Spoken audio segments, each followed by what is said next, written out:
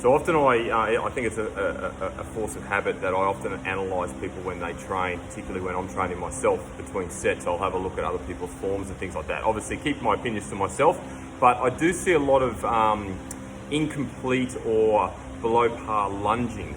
Now lunging is a base exercise. It's incredibly good for your lower body, your glutes, your hamstrings, your quads, your calves.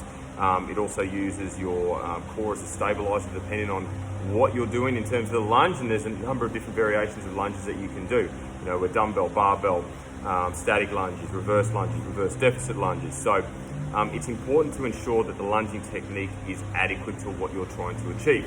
If you're trying to engage glute and hamstring, then you obviously need appropriate depth. Now this is what I see a lot of people struggle with, and it could be a mobility issue, and if that's the case, then we need to look at other alternatives to work towards that successful lunge.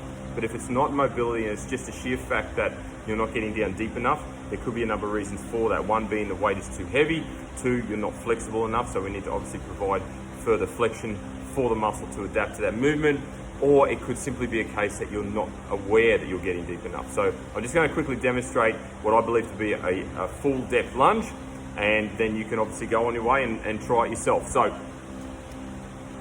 you want to carry this first step forward, down, depth. I prefer to actually hit the ground. That way I know I'm getting full range, and that way my front leg then has to work even harder to get my body weight and any additional weight back up to horizontal again, to the point where I've got to take that next step forward. Now, if you're on a hard surface, you don't want to bash your knees into the ground. I tend to wear knee sleeves to protect my knees because I have scuffed them in the past, but that's okay. You can go slightly shallower than full depth or hitting the ground, which will still allow full range of movement, which is important. And if you get full range of movement and you sit on your heel through that movement, you're going to get the glutes, you're going to get the hamstrings, and you're going to get the quads.